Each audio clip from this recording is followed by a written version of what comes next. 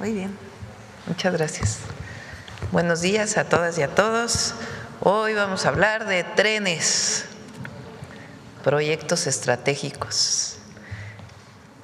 Está con nosotros, siéntense por favor, Jesús Esteva, secretario de Infraestructura, Comunicaciones y Transportes; Edna Vega, secretaria de Desarrollo Agrario, Territorial y Urbano; Andrés Layuz, director general de la Agencia Reguladora de Transporte Ferroviario; la licenciada Griselda Martínez, subsecretaria de Ordenamiento Agrario e Inventarios de la Propiedad; Néstor Núñez López, titular de la Unidad de Vinculación Institucional y Patrimonio de la SICT, de la Secretaría de Infraestructura, Comunicaciones y Transportes; y ya conocen al general Ricardo Vallejo Suárez, comandante del Agrupamiento de Ingenieros Felipe Ángeles, muy conocido por todas y todos ustedes, un extraordinario ingeniero y militar que está a cargo de la ingeniería básica de todos los proyectos, además de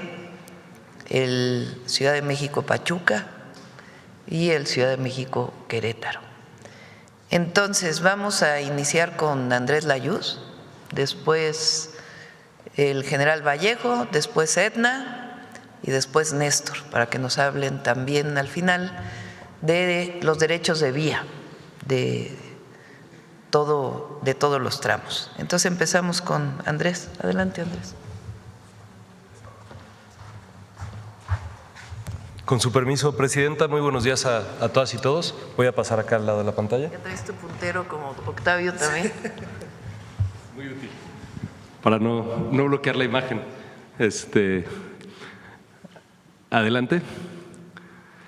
Bueno, todas y todos recuerdan que ahorita estamos ya en el proceso de construcción de lo que llamamos la fase 1, que son los trenes que van de Ciudad de México a Pachuca, de Ciudad de México a Querétaro, de Querétaro a Irapuato y de Saltillo a Nuevo Laredo. Son estos tramos que están aquí en verde. En este momento ya inició el trabajo de ingeniería, como decía la presidenta, a cargo del Agrupamiento de Ingenieros Felipe Ángeles, de ingeniería básica, de los tramos Irapuato-Guadalajara, Querétaro-San Luis Potosí-Saltillo y Mazatlán-Los Mochis, que ya lo anunciaremos más adelante, pero tenemos también programado iniciar la obra este mismo año de lo que llamamos la fase 2. La que sigue. Las características generales del servicio también ya las conoces, son vías dedicadas con velocidades máximas de entre 160 y 200 kilómetros por hora en términos de diseño. Los trenes de la Ciudad de México a Pachuca, que son los que estamos viendo aquí, este ya es el diseño acordado tanto exterior como interior. Tiene características muy parecidas al tren del Insurgente, del que está operando actualmente. Tiene también algunas modificaciones. Por ejemplo, si ven la configuración de los asientos, son asientos que dan un poco más de amplitud a los pasillos, porque sabemos que en la zona metropolitana de la Ciudad de México, y lo hemos visto ahora en el tren a Toluca, muchas personas viajan con paquetes, viajan con bultos, sobre todo en fin de semana, entonces está considerado que hay espacio para hacer eso. Y bueno, las características también de las estaciones, que más adelante se las daré con un poco más de detalle. La que sigue, por favor.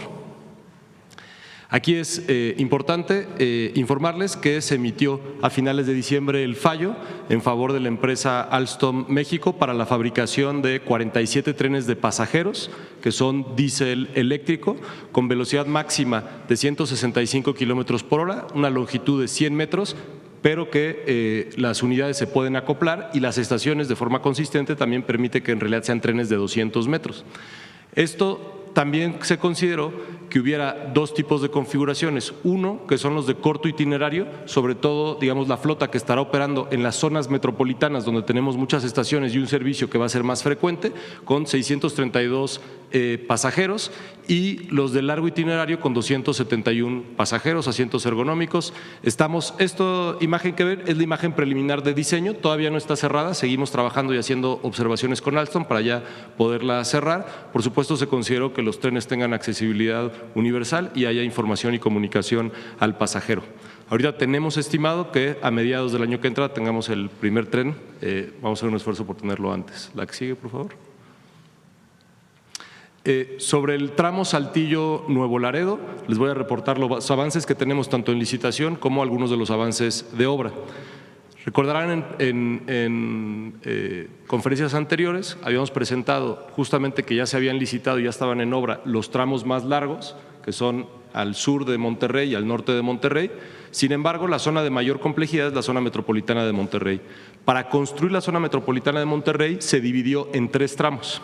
El primer tramo es un tramo de 30 kilómetros, que es el tramo más al norte.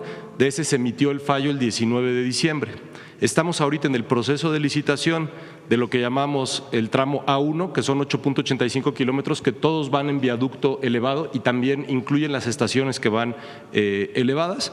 Y estamos el día de mañana lanzando la convocatoria para el tramo A.2, que son 9.21 kilómetros también de viaducto elevado, incluyendo las estaciones. Adicionalmente, vamos a tener el fallo el 25 de febrero de las estaciones de Derramadero, Saltillo y Ramos Arizpe en lo que digamos sería el tramo sur y hasta García. Y estamos en el proceso de licitación de la estación de Las Torres, Salinas Victoria, Bustamante, Lampazos y Nuevo Laredo, así como los edificios auxiliares. Y ya estamos en el proceso de licitación de la señalización, control y telecomunicaciones, que son los sistemas de control y seguridad de los trenes. La que sigue, por favor. En términos del avance que tenemos ahorita en obra, se siguen haciendo trabajos de ingeniería y análisis geotécnico en todo el trazo. Estamos hablando de un trazo de más de 300 kilómetros, pero tenemos ya trabajos de desmonte y despalme en alrededor de 171 kilómetros, donde está entrando la maquinaria. Se están construyendo, terminando de construir los patios de montaje que están construyendo las empresas justamente para acumular todo el material. Se están haciendo incluso ya accesos ferroviarios a estos patios. Esta es la vía que vemos aquí que se está instalando y sabiendo que todavía nos faltan, y digamos lo que ahorita comentar las licitaciones, que se van a construir 3 estaciones, más las bases de mantenimiento, talleres y cocheras y zonas de inspección. Estos son todos los trabajos de vía que ya iniciaron. La que sigue, por favor. Luego en el tramo Querétaro-Irapuato, y ahorita el general Vallejo va a informar sobre el tramo Ciudad de México-Querétaro y Ciudad de México-Pachuca, que son los que están a cargo del agrupamiento de ingenieros, y esta es la continuación que empieza realmente a partir de aquí, de lo que está marcado como kilómetro 6, hacia Irapuato. Ya está en proceso de construcción todo lo que es vía. El 12 de febrero se emitió el fallo de estaciones, paraderos y bases de mantenimiento y estamos en proceso de licitación de los edificios auxiliares y del sistema de señalización, control y telecomunicaciones, que también son los sistemas de control y seguridad de los trenes, para el 2 de marzo. La que sigue. Aquí también tenemos varias actividades. Se está haciendo la acumulación de todos los materiales para la obra en los patios que se están construyendo. Ya inició también la construcción, bueno, el despalme de varios kilómetros y también la construcción de terraplenes. Este es un muro de contención que se está construyendo para resolver problemas hidráulicos entre la vía de carga y lo que será la vía de pasajeros. Se está construyendo una planta de prefabricados para todos los viaductos. Todos los viaductos van a ser con materiales prefabricados y se está haciendo una planta para eso y se está desmontando la vía de carga en la zona de Celaya. Como saben, durante muchísimos años la gente de Celaya pidió que ya no cruzara el tren de carga. El tren de carga ya no está cruzando en casi toda la zona de Celaya, sigue cruzando un poquito en el lado oeste, pero en el lado este ya no está cruzando y se está desmantelando la vía y también se va a desmantelar en los meses posteriores el patio de carga que está en el centro de Celaya y ese es el que va a ser sustituido por la estación y también por la vía de pasajeros. La que sigue, por favor. Estas son algunas de las vistas que tenemos, imágenes objetivos de las estaciones. Esta es la de San Juan del Río, que es una estación que está a desnivel. Estas son las características generales de las estaciones de mediano y baja demanda. Son todas hechas con materiales locales, están integradas al entorno urbano, tiene consideraciones de accesibilidad tanto en transporte público como vehículos particulares.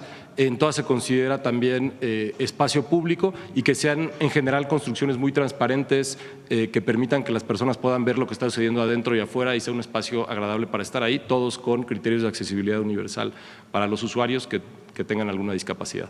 La que sigue, por favor. Esto nada más es información de actualización sobre el Insurgente. Como saben, empezó operaciones el Insurgente el 2 de febrero. Del 2 de febrero al 17 de febrero ha tenido 850,000 usuarios. La afluencia máxima fue el domingo con 66,000 usuarios y de hecho el día de ayer entre semana tuvo su afluencia máxima entre semana con 60,000 usuarios. Está operando con 16 trenes, con intervalos de alrededor de 10 minutos y con el mismo horario que el metro. Los primeros días hubo algunos problemas con el sistema de peaje, estos se han corregido. Ha habido mucha información y muy buen trabajo del equipo de Banobras y del área operativa de Fonadín, que son los que están a cargo de la operación propiamente del tren. La que sigue, por favor. Y también sobre el tren AIFA-Lechería, la imagen que estamos viendo es la construcción o la ampliación de vías que se está haciendo ya en Buenavista. Este tren, digamos, va conforme al calendario que les presentamos hace unas semanas, y lo importante es que ahorita ya están terminando lo que llamamos las pruebas de concordancia. Estamos a un día de iniciar las pruebas dinámicas, a unos días de iniciar las pruebas dinámicas de RTMS, ya está casi concluido el trabajo en CETRAMS y accesos a las estaciones, y lo que están viendo aquí está terminándose la instalación de la ampliación de vías en Buenavista y empiezan en estos días también los trabajos de catenaria y señalización para ya tener las pruebas desde Buenavista hasta el AIFA. Adelante. Y bueno, como siempre, en realidad es un trabajo en conjunto de muchas instituciones del Gobierno de México, la Secretaría de Infraestructura, Comunicaciones y Transportes, Gobernación, SEDATU, Hacienda, Bienestar, Defensa, Medio Ambiente, Conagua, y nos ayudan con muchísimos de los permisos, las gestiones, el INA, el INPI, el INDAVI, Pemex, Senagas, CONAMP, CFE y los gobiernos estatales y municipales han estado colaborando para que pueda avanzar todos los proyectos. Muchas gracias. Gracias, Andrés. General Vallejo.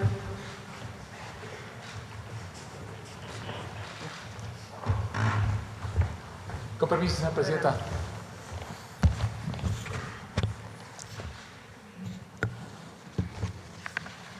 Hola, muy buenos días a todas y a todos. Agradecemos este espacio para informar a la sociedad nuestro quehacer institucional. Y como ya hemos dicho, en el marco de la construcción de las vías férreas hacia el norte del país, Defensa, como un catalizador de desarrollo e importante eje estratégico del Plan México, está participando coordinadamente con las dependencias del Gobierno federal en los trabajos de proyecto y construcción de esta nueva infraestructura ferroviaria.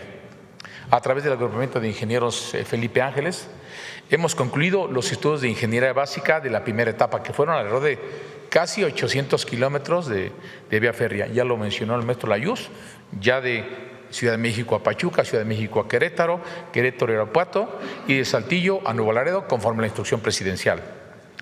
Están terminados y Defensa, como ya se mencionó, es responsable de la construcción de 2 tramos, de la Ciudad de México a Querétaro y de la Ciudad de México a Pachuca, tramos que ya están en construcción. También estamos realizando la ingeniería básica de los nuevos tramos que ya se mencionaron. Son alrededor de 1,400 kilómetros de nuevas vías que van de Irapuato a Guadalajara, de Querétaro a San Luis Potosí, de San Luis Potosí a Saltillo y de Mazatlán a los Mochis. De igual manera, de forma simultánea, en el sureste de la República, se construye, por instrucciones de la Comandancia Suprema de las Fuerzas Armadas, la infraestructura ferroviaria para el movimiento de carga del tren Maya. Vamos a ver lo que corresponde a la vía férrea de Ciudad de México a Pachuca. Estamos hablando de 58 kilómetros de vía férrea doble, electrificada y confinada. Sin embargo, la construcción de 2 vías nuevas de pasajeros, la reubicación o la rectificación de la vía de carga, porque va en medio del derecho de vía, desplazar a la izquierda o a la derecha para poner las 2 vías de pasajeros nuevas, implica en total un esfuerzo de construcción de 141 kilómetros de vía férrea nueva, de los cuales vamos a convivir con vía de carga activa en casi 28 kilómetros. Estamos construyendo ya 10 kilómetros de viaducto elevado para sortear ciudades, espuelas de carga desde la vía, pérdida de cota, ríos, etcétera. Y el resto de los 47 kilómetros van en terraplén. Llevamos un avance físico del 22% y no tenemos problema alguno, tenemos suministro de materiales, tenemos recursos, tenemos ingeniería, creo que vamos a buen tiempo. Este tramo ya va a contar con varias estaciones, 4 para ser específicos: Jatoca, Tizayuca, Temascalapa, Jahuet de Telles y Pachuca, y 4 paraderos en Xoloc, Huitzila, en Palme del Rey y en Zapotlán de Juárez junto al Parque Industrial de Platas. De igual manera, vamos a construir una base de mantenimiento en esta zona de Platas, talleres y cocheras en Mineral de la Reforma, que es a la entrada de la ciudad de Pachuca. Estamos construyendo simultáneamente 26 puentes vehiculares y 53 obras de drenaje transversal.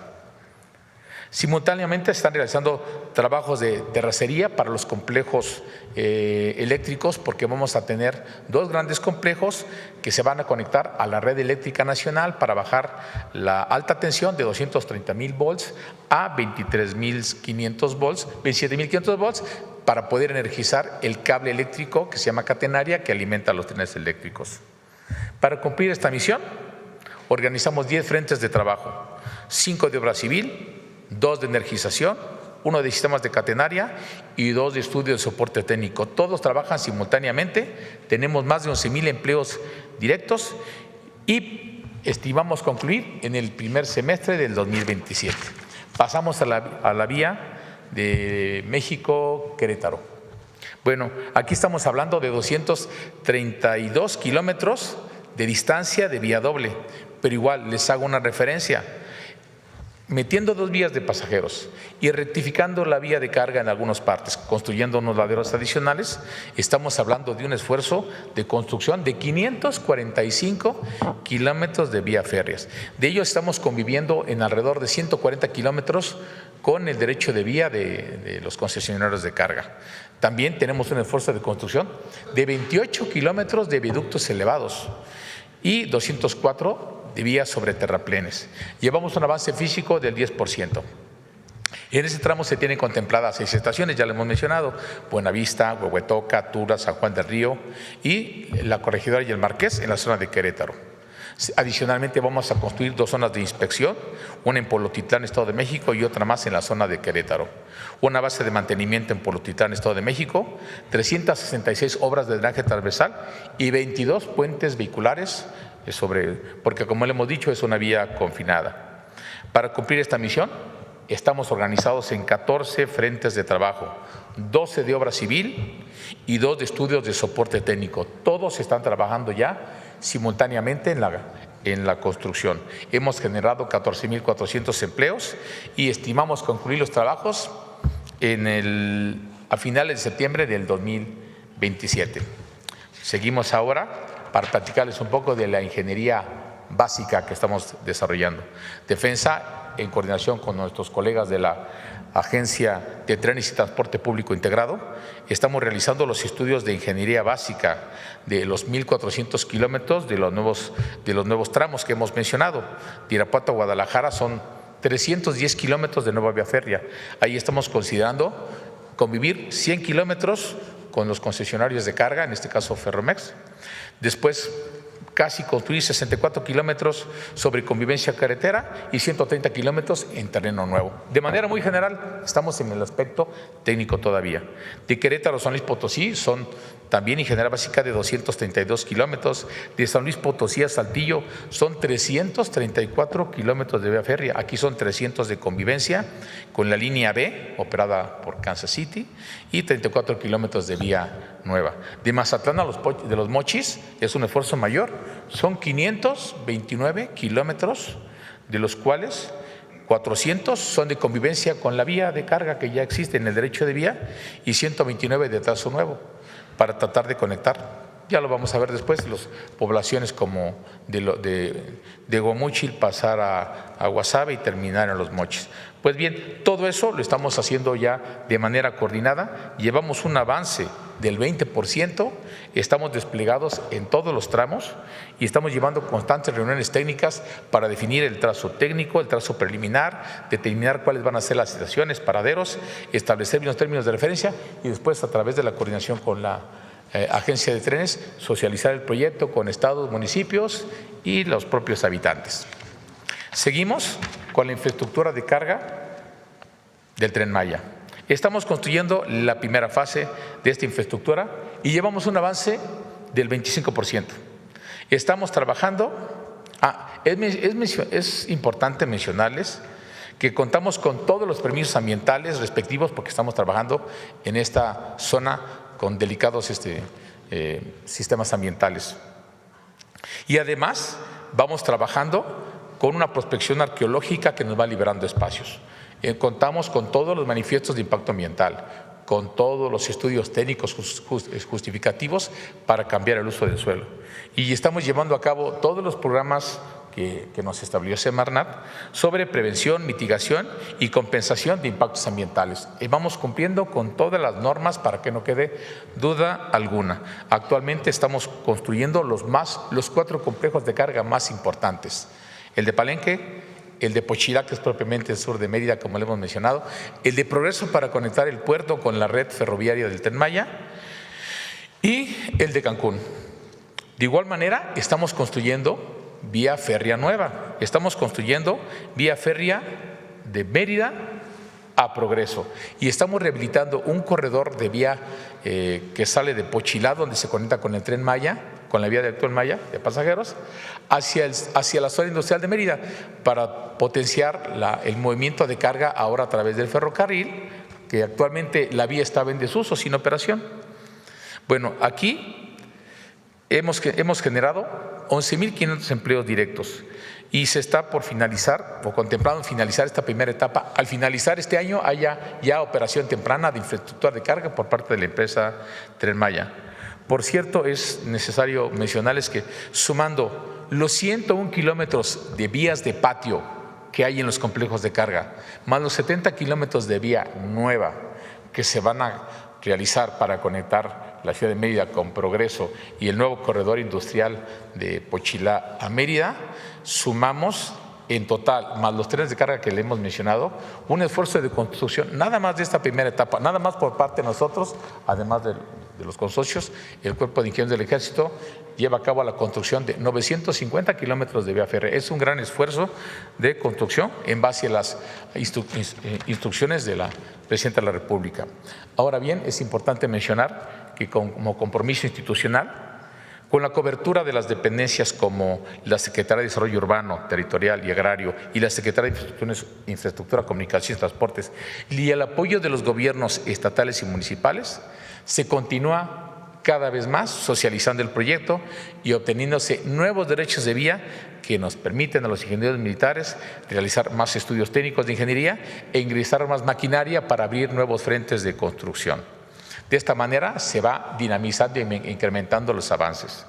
De igual manera, hemos llevado un gran trabajo colaborativo con dependencias como el Centro Nacional de Control de Energía, Comisión Federal de Electricidad, la Comisión Nacional del Agua, el Centro Nacional de Control de Gas Natural, Petróleos Mexicanos y otras dependencias públicas y privadas para atender las diversas afectaciones que están produciendo la nueva vía férrea a la actual red de servicios estratégicos del país.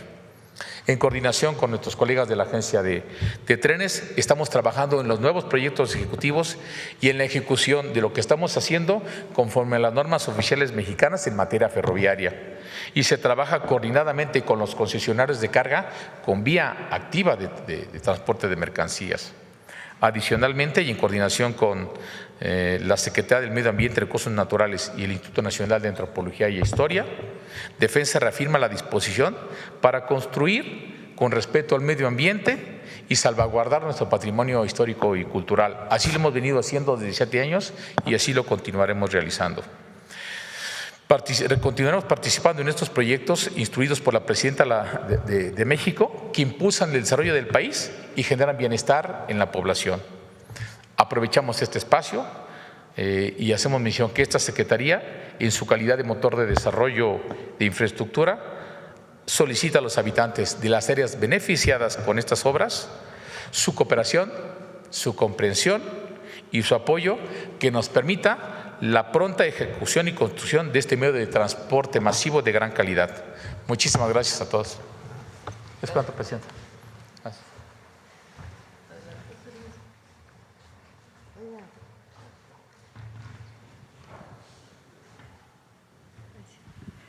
Muy buenos días a todas, a todos. Con su permiso, presidente, yo quisiera retomar la última parte que expone el general Vallejo, que tiene que ver con el compromiso social, el compromiso institucional con la gente. Entonces, este proyecto, como otros que se hicieron con el licenciado López Obrador, no se trata de afectar a personas, sino de sumarlas a los proyectos. Y entonces me voy a permitir dar datos muy concretos, generales, que permiten dar cuenta de cómo se ha avanzado en generar este derecho de vía, donde hoy ya se muestran avances importantes. Estos son los datos de esta liberación de derecho de vía que llevamos en estas 4 vías: AIFA Pachuca, México-Querétaro, Querétaro-Irapuato y Saltillo-Nuevo Laredo. Decir que ya existía un derecho de vía histórico que es prácticamente el 82% de la superficie total. Del resto, 11% es propiedad social y 7% propiedad privada. Entonces nos hemos concentrado en justamente atender este porcentaje, este 18% de propiedad social y privada. En números duros, números fuertes, se han liberado 24.892.000 metros cuadrados, es lo que significa toda esta franja, 1.905 predios, y esto está en 54 municipios, 8 entidades que se muestra en el plano. Adelante. ¿Qué ha representado este trabajo? Que se ha asumido en una muy fuerte coordinación con la Agencia de Trenes, SICT, por supuesto, Sedena, y dentro de este sector que se llama el ramo 15, la Procuraduría Agraria, el Registro Agrario Nacional, FIFONAFE, la propia SEDATU han hecho posible estos datos que parecen sencillos, pero se ha llevado mucho esfuerzo de todos los equipos. Se ha trabajado con 123 ejidos que se distribuyen de esa manera: 14 AIFA Pachuca, 57 México-Querétaro, 29 de Querétaro-Irapuato, 23 Saltillo-Nuevo Laredo.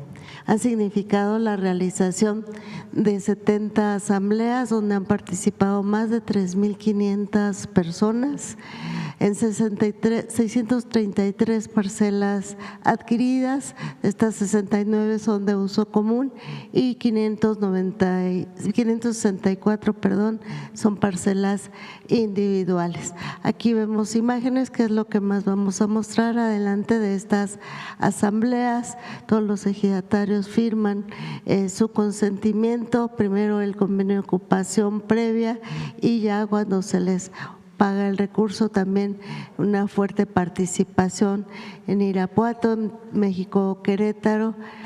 Y en todas las asambleas, como también decía el general, se ha contado con el apoyo de las autoridades locales para la realización de estas asambleas. Adelante.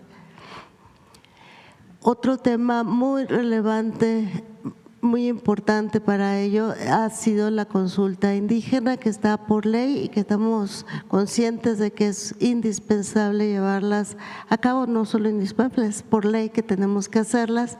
Se han hecho en 12 comunidades, 23 asambleas informativas y consultivas, 921 personas consultadas, de ellas 659 son hombres, el resto son mujeres. También vemos imágenes de estas consultas y en ellas se ha contado con todo el apoyo de la Secretaría de Gobernación y del Instituto Nacional de Pueblos Indígenas. Adelante.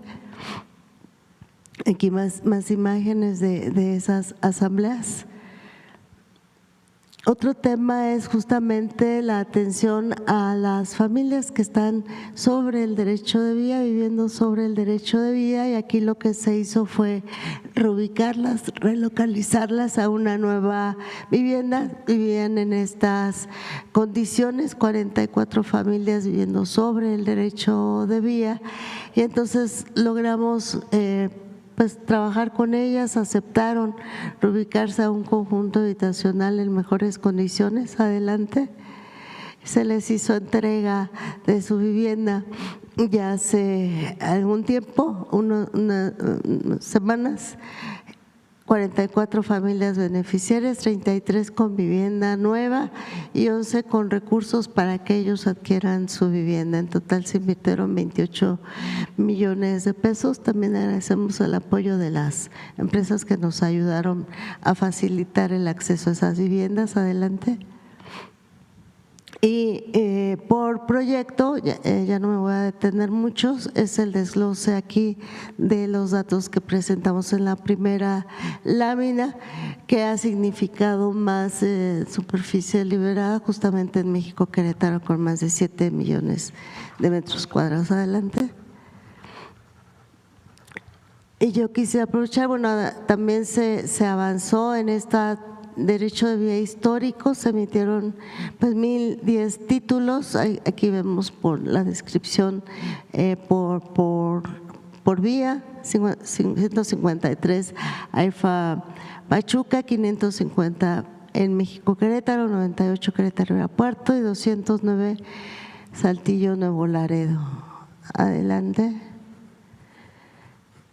Solo como muestra vemos planos que se refieren a cómo vamos ya, si lo colocamos en aerofoto, la liberación. Son puntos muy específicos que nos hace falta liberar, que por cuestión jurídica o de una nueva necesidad, pero es muy poco. Adelante, nada más los pasamos como muestra. Adelante, por favor, en el frente 2, adelante, frente 3.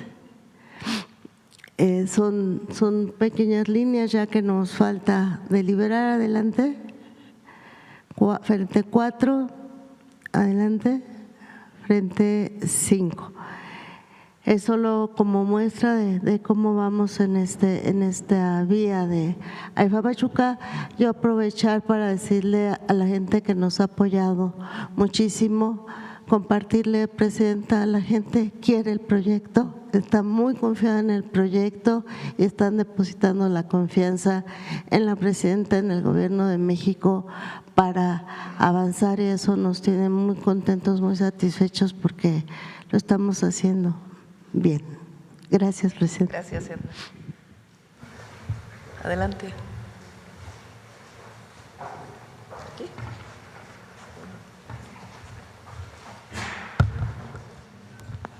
Con su permiso, Presidenta, continuando con lo que explicó ya la secretaria Edna Vega y lo que decía al inicio, al final de su presentación el general Vallejo, las obras ya iniciaron y esta condición de inicio de las obras ha empezado a generar algunas inquietudes y algunas molestias que son naturales y que acompañan a cualquier obra, desde una obra en casa hasta, por supuesto, obras del tamaño como la que estamos haciendo en todo el territorio nacional.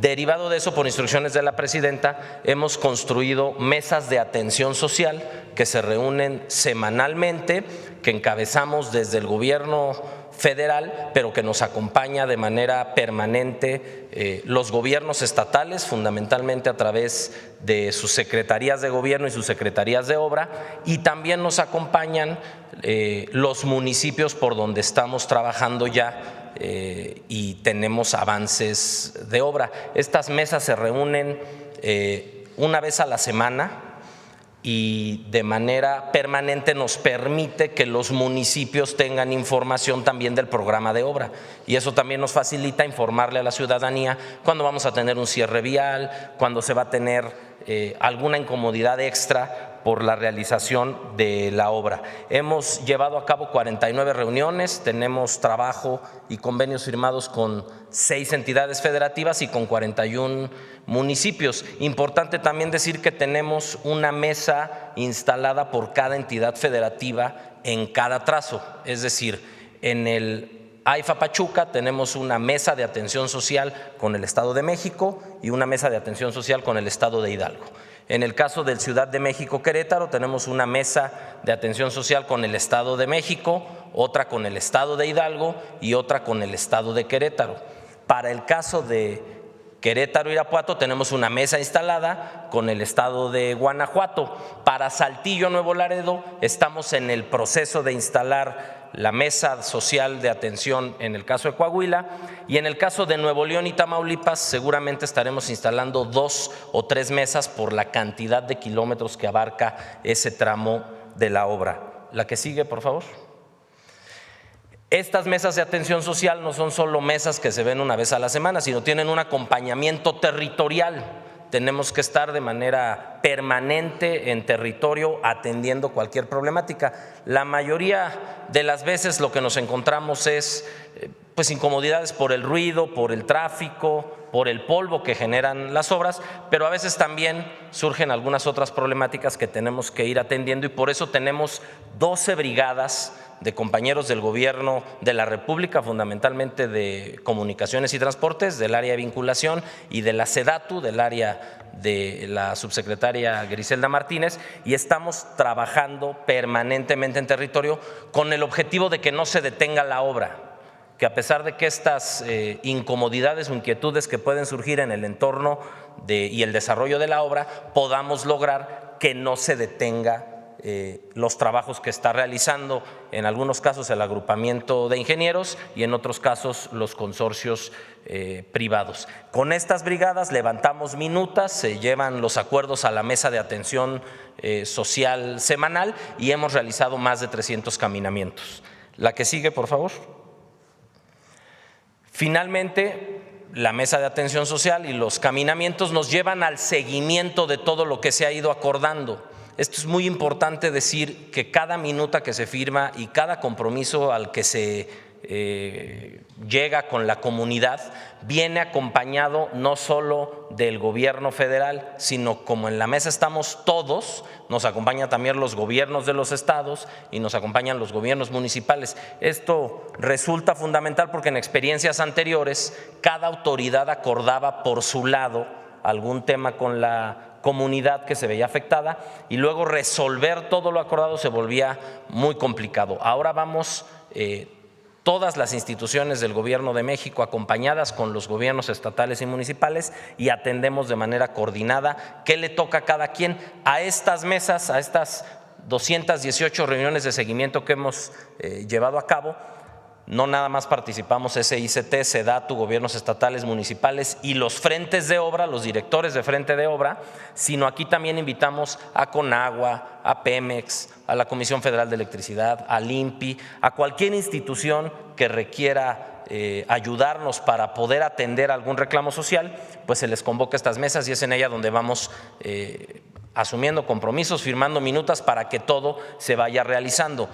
Importante decir que se le informa a la gente que muchas de las cosas que estamos acordando en minutas serán cumplidas y ejecutadas conforme se vaya acabando la obra. No es algo que podamos ir haciendo al mismo tiempo de lo que se va realizando la obra.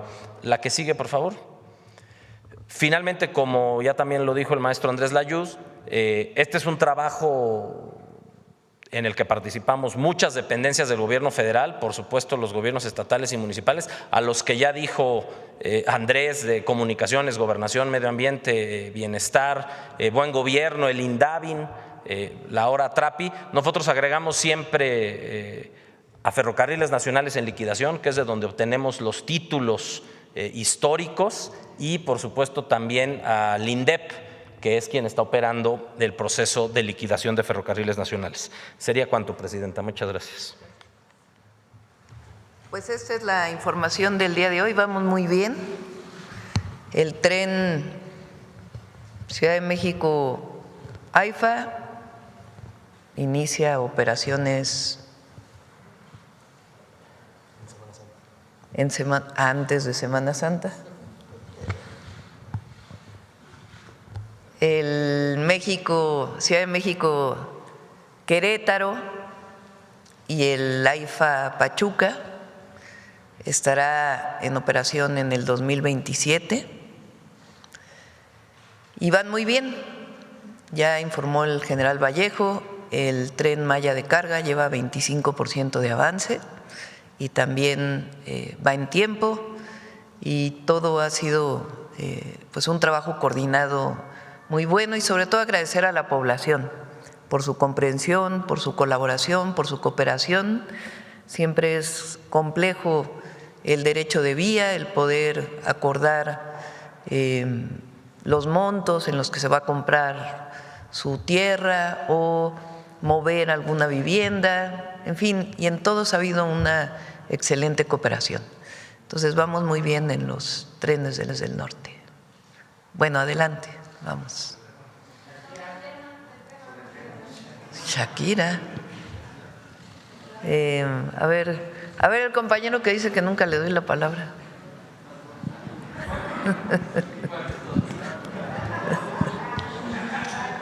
Hola, presidenta, muy buenos días.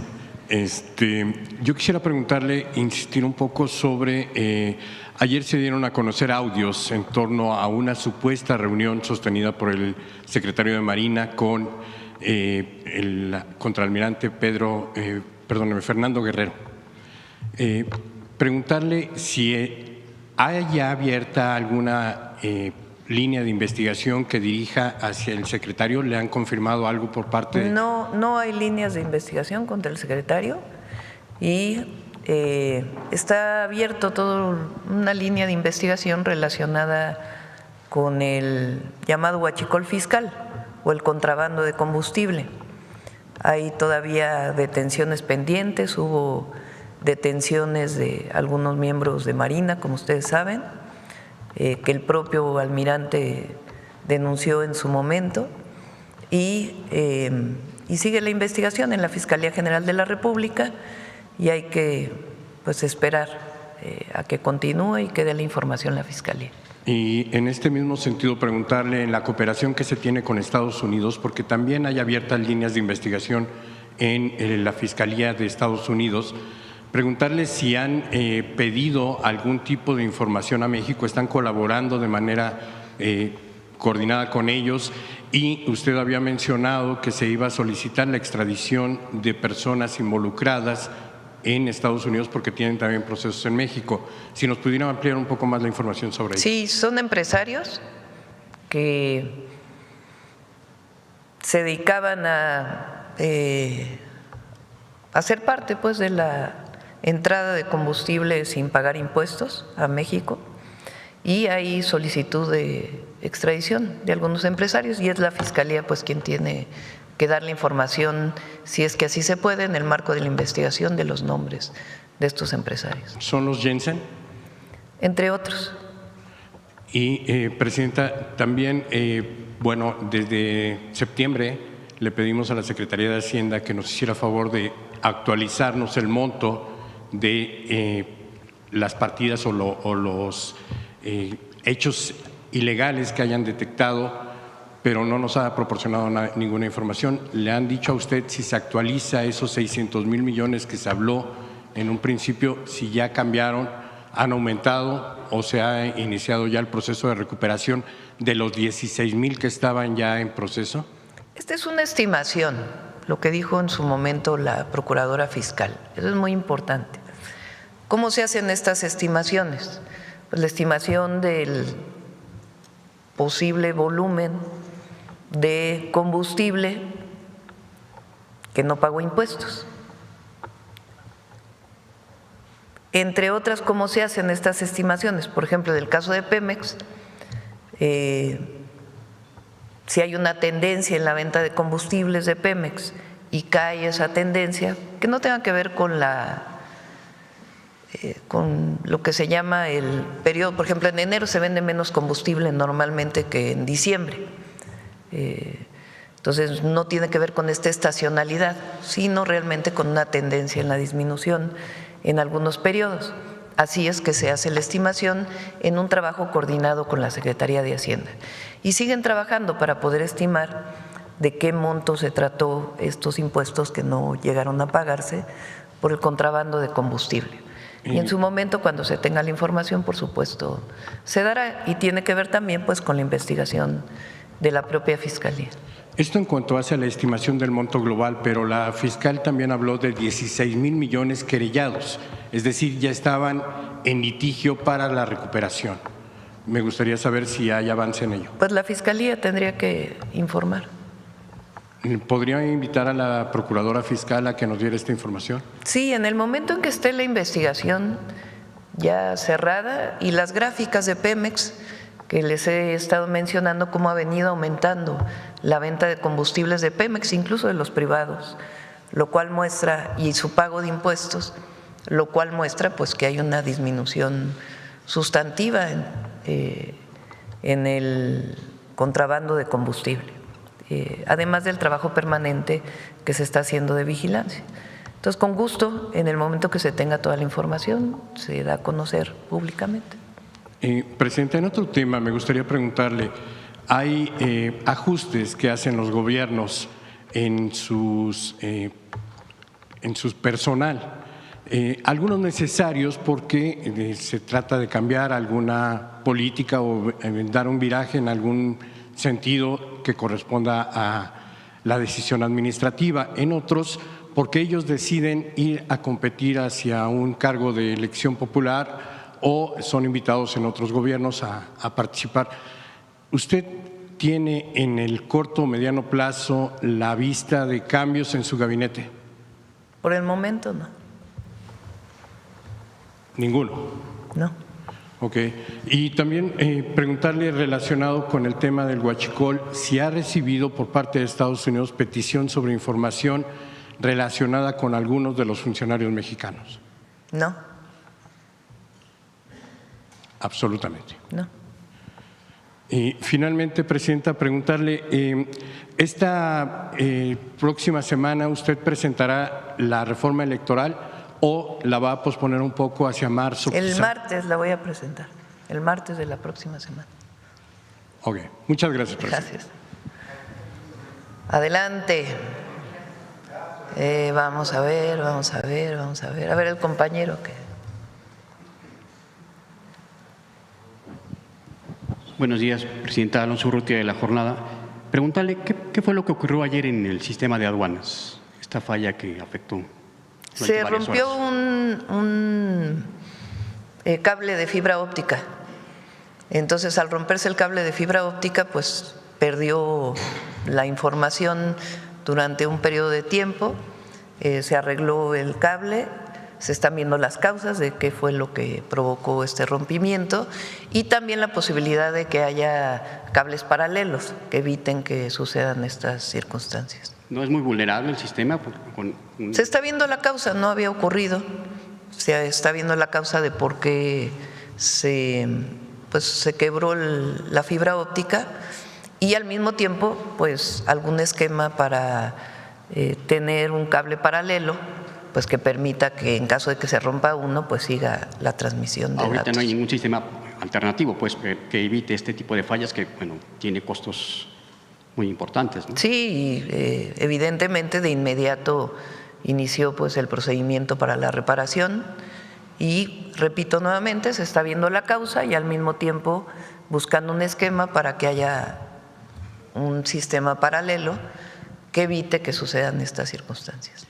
Presidenta, ayer circuló un presunto proyecto de reforma electoral en donde se habla de incrementar a 508 No, es diputados. falso. Totalmente falso. Falso. Entonces, hasta el martes conoceremos. Sí. Presidente, sobre el cambio de presidente en Perú, ¿implicará algunas modificaciones en la Pues relación? vamos a esperar. El presidente que se eligió ayer es del mismo partido de Pedro Castillo. Entonces vamos a esperar a ver, pues una vez que tome posesión, si es factible pues restablecer las relaciones. ¿Podría México tener iniciativa o esperarán a No, que pues tiene que el ser de gobierno? ellos, porque ellos fueron los que rompieron relaciones con México. Y por cierto, el caso de Ecuador, ¿en qué va, presidente? El caso de Ecuador, pues Aquel litigio por están ahí. suspendidas las relaciones. Pero no me hay… refiero al litigio que presentó México por la invasión a la embajada mexicana. Es buena pregunta. Le pedimos a Relaciones Exteriores que pueda dar la información, ¿de acuerdo? Y finalmente, presidenta, ¿qué reporte le dieron de este caso de una menor intoxicada con fentanilo? Sí, estamos averiguando. Hoy estuvo la fiscal en el Gabinete de Seguridad. Le pedí al Gabinete de Seguridad que averiguaran bien, junto con Secretaría de Salud, si realmente fue fentanilo y también pues cómo es que llegó el fentanilo a los tamales, ¿no? El fentanilo es muy tóxico, muy venenoso, muy dañino. Entonces, con muy poquito puede causar incluso la muerte. Entonces, primero hay que averiguar si realmente fue fentanilo. Segundo, cómo llegó a este alimento. Y tercero, pues ya las investigaciones que tengan que proceder por el asunto. Entonces, hasta que no tengamos más información, esta información viene de Puebla, ellos la emitieron. Entonces, antes de nosotros confirmar, pues tiene que haber una investigación de la Fiscalía, acompañada pues evidentemente de sus peritos, junto con el Gabinete de Seguridad y en su caso Secretaría de Salud. ¿Qué reporte tienen ustedes de consumo de fentanilo en México entre los jóvenes? Es muy bajo. A ver si lo puedes poner de la encuesta. Se hizo una encuesta del Instituto Nacional de Salud Pública que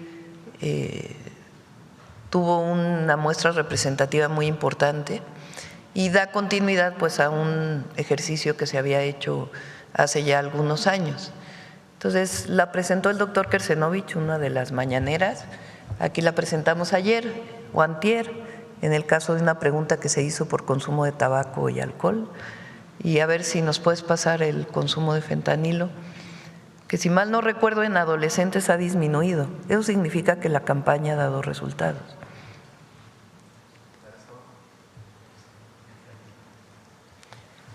Prevalencia muy baja de consumo no médico, 0.2% alguna vez y 0.1% en el último año.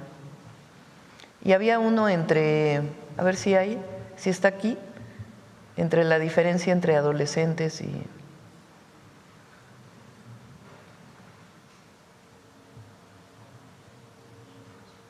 Fíjate, en adolescentes la prevalencia, o bueno, el número de personas que lo consumen en adolescentes pasó de 0.6 a 0.5. En adultos, bueno, es anfetamina, no necesariamente es fentanilo, perdón. ¿No viene fentanilo aparte? ¿No lo traen? Sí se hizo, lo presentamos aquí, pero es muy bajo comparado con Estados Unidos, por ejemplo, o Canadá incluso. Bueno, vamos a ver. Ahora de este lado. A ver, Páramo. Gracias, presidenta. Si me permite, sería una pregunta para la subsecretaria Noemí. Se ha comentado que fue la revisión de los libros de texto lo que provocó el desencuentro con Max Arriaga. Entonces, si me pudiera explicar qué fue lo que se encontró en los libros de texto y cuál fue la petición que se hizo para modificar los contenidos. ¿Qué se necesita modificar en los libros? Ya la presidenta nos ha dicho que sí se tiene que perfeccionar, se tiene que actualizar, se tiene que actualizar básicamente. Si nos pudiese comentar, subsecretaria, detallar qué es lo que viene para los libros de texto. Sí, lo de las mujeres principalmente. Gracias. Con permiso, presidenta. Muy buenos días a todas y a todos. Como bien mencionan los funcionarios públicos, sobre todo quienes estamos en el ámbito de la educación, el gratuito están dedicados a nuestras niñas, niños y adolescentes. En este caso se hizo durante todo el año 2025 pues un ejercicio con las propias infancias, visitando escuelas. La presidenta nos ha encomendado una tarea de territorio, estar asistiendo a las escuelas desde el preescolar hasta nivel secundaria en todas sus modalidades, asistir también, por ejemplo, a diversos encuentros de docentes, consejos técnicos escolares, las propias consultas con docentes, algunas encuestas, más lo que se trabaja dentro de la Dirección General de Desarrollo Curricular, más todas las recomendaciones, sugerencias que nos hacen distintas instancias, por ejemplo, Afroeduca, que es un colectivo de personas afromexicanas en nuestro país que también pues hacen una consulta, es decir, se compilan tanto participaciones de docentes, participaciones de las infancias. Yo recorro mucho las escuelas, a las niñas, a los niños, hay que preguntarles qué queda de lo que tienen en sus libros, que les gustan, de qué se apropian. Muchas veces el tema de los libros de texto, hemos dicho que se estudia mucho desde lo que sale del libro, desde lo que sale del plan de estudios, pero ¿quién lo recibe? cuál es el lenguaje, qué es lo que se apropia en nuestras infancias de los materiales que como Estado estamos obligados a garantizarles. Entonces, ese también es un tema muy importante, con qué se están quedando nuestras infancias de lo que por derecho les corresponde. Entonces, de toda esta compilación, de todo este trabajo que se hace tanto de docentes, estudiantes, academia, desarrollo curricular, pues se ha hecho una serie de observaciones que pueden ir, por ejemplo, desde una modificación en una imagen. En el caso, por ejemplo, de las afrodescendencias, nos decían que algunas imágenes pueden representarse sin una camisa, ¿no? Entonces nos decían, bueno, tal vez muchas veces un estereotipo de las personas afrodescendientes es que todo el tiempo estamos sin camisa, ¿no? O sea, no es con una intención, pero muchas veces lo tenemos normalizado. Entonces son desde imágenes, tal vez en el propio uso del lenguaje, tal vez en la propia desarrollo en ese momento de la edad preescolar. En este caso, y también porque nosotros tenemos la obligación de garantizar la entrega de estos materiales, empezamos con primaria y también empezamos con preescolar. De secundaria no hemos concluido el trabajo, pero es eso, es una suma de distintas observaciones de todos los que estamos involucrados, porque esos son los libros de texto. Los libros de texto somos de todos y son de todos, es la suma de muchas voces y es la suma del trabajo de muchas instancias, personas y sobre todo, bueno, como refiero, sobre todo de nuestras niñas, niños y adolescentes, que es a quienes nos dirigimos. Gracias, subsecretaria. ¿Estas modificaciones estarán listas hasta el siguiente ciclo escolar? Para nosotros garantizar que los libros de texto se entreguen, nada más para que dimensionemos, entregamos al año 155 millones de libros de texto. Por lo tanto, cada mes a partir de enero hacia el mes de junio se imprimen entre 28 y 30 millones de libros de texto al mes. Retrasarnos implica que no garanticemos la entrega al inicio del ciclo escolar y eso es algo que no nos podemos permitir.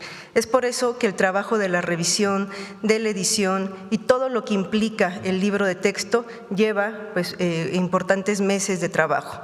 Los libros que van para el siguiente ciclo escolar 2026-2027 ya están en un proceso de impresión y de entrega. Estuvimos el pasado 12 de febrero ya en el banderazo porque estamos garantizando que estos libros de texto ya van camino a las escuelas, porque lo más importante es que iniciemos el ciclo escolar con nuestros materiales educativos. ¿Y estas modificaciones que se tendrían que hacer, se hicieron o van a tener que esperar? Estamos en el proceso de la incorporación.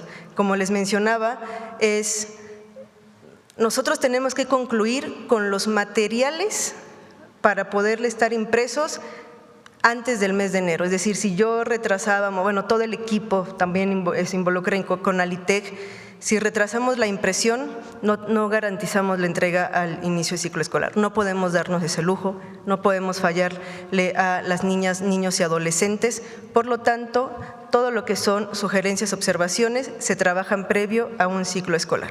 Y la solicitud que habían hecho los profesores de las guías para poder aplicar ciertas asignaturas, ¿también se logró hacer estos materiales? Esto es un tema muy importante. Esas guías se diseñaron en el año 2024.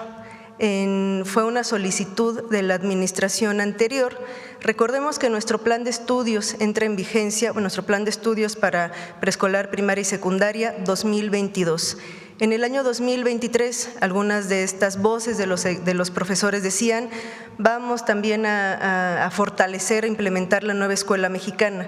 Por lo tanto, si ustedes ingresan a la página de la Subsecretaría de Educación Básica, no solamente van a encontrar los cuadernillos de matemáticas, van a encontrar, por ejemplo, de bienestar socioemocional, de educación artística, del fomento a la lectoescritura, de educación artística, es decir, fueron diversos los cuadernillos que se implementaron. ¿Qué sucedió? Que muchos de estos materiales se quedaron alojados en la página y nada más se quedaron en una edición digital. ¿Qué es lo que nos demandan nuestras maestras y maestros? Que esos materiales también se impriman. Por lo tanto, fueron diseñados y publicados en entre enero y agosto de 2024, es decir, es un trabajo de la administración anterior, no correspondería a nosotros atribuirnos ese gran trabajo que se había hecho. ¿Qué hicimos en esta ocasión? Garantizar y buscar que esos materiales se imprimieran, y entre ellos están los cuadernillos de matemáticas de la fase 3, 4 y 5 que están llegando a nuestras escuelas. Algo muy importante y que también me gustaría destacar es que el plan y programas de estudio están llegando de manera impresa ya a nuestras escuelas para que las y los maestros pues tengan también la nueva escuela mexicana en sus manos. No es lo mismo leer de manera virtual que tener nuestros materiales impresos. Muchas gracias, subsecretaria. Gracias. Permiso, Presidenta. Presidenta, nada más si tiene una actualización de las investigaciones que se han llevado a cabo en Puebla tras el hecho violento que ocurrió fuera de un bar en la zona de Angelópolis en la semana pasada. A ver si el Gabinete de Seguridad también puede informar. Muchas gracias. Sí. Vamos con otra pregunta sobre el tema. A ver, la compañera.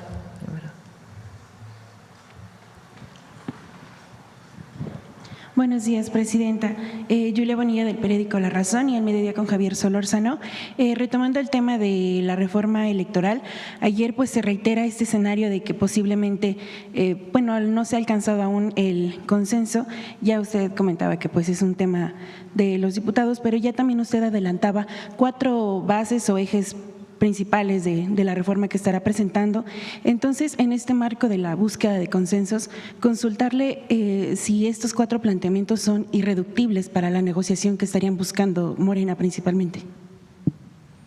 Yo creo que hablamos la próxima semana, ¿no?, de la reforma electoral. Vamos a hablar la próxima semana. No tiene caso una reforma electoral totalmente desdibujada. O sea, hay temas que ha planteado la gente. Entonces, eso es lo que estamos planteando. Entonces, ya el martes, con gusto, platicamos todo lo que tiene que ver con reforma electoral. Y bueno, referente al tema electoral, vemos que Sergio Mayer pidió licencia para volver a participar en este reality y finalmente es una diputación que se está dejando, si bien la va a asumir su suplente, pero es una diputación que se está dejando en medio de esta discusión importante y las otras reformas. Saber si tiene algún comentario al respecto. Hay suplentes, ¿no? Sí. No implica ninguna inquietud que se esté abonando. Pues es un asunto de Morena en todo caso, ¿no?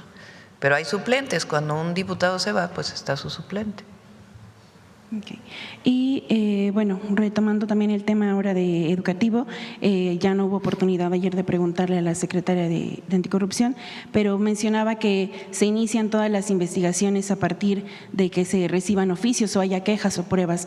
Se estuvo reportando a lo largo de estos días que ha habido denuncias de parte de extrabajadores o de trabajadores dentro de materiales educativos que acusan pues que se les pide dinero, entre otros asuntos. Falso. Entonces, no hay.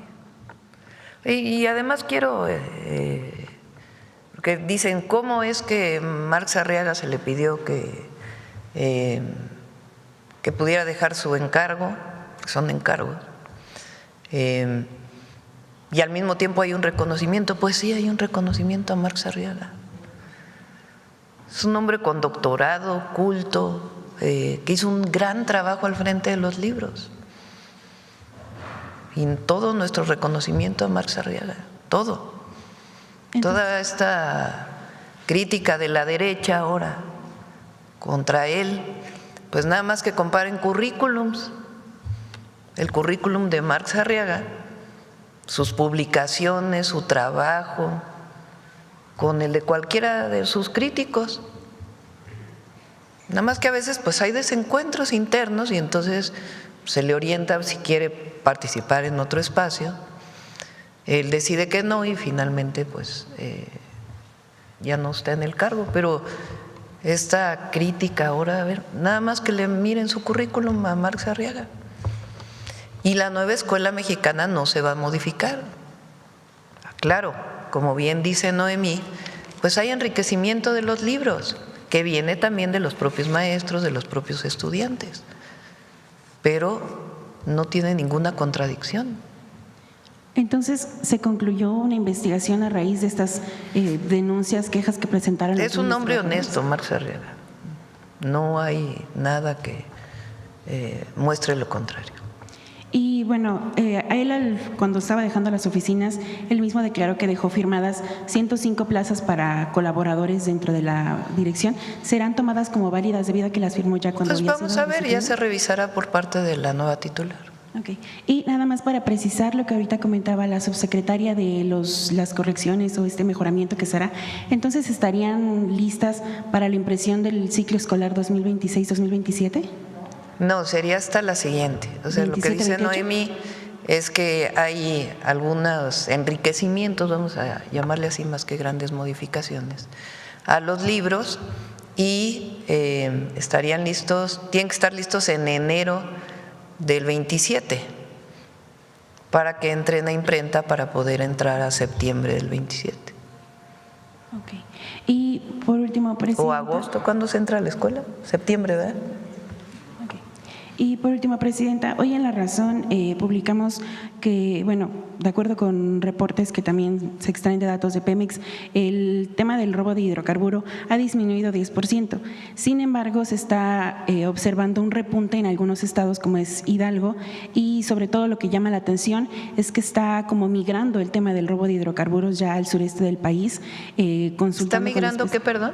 El tema del robo de hidrocarburo, es decir, se ha concentrado históricamente en esta zona de Hidalgo, Jalisco, etcétera, y ahora, bueno, lo que se está observando es que está habiendo un repunte bastante importante de hasta 300% en el estado de Tabasco, en la región sureste del país. Entonces, a ver si ustedes tienen observado este fenómeno del robo.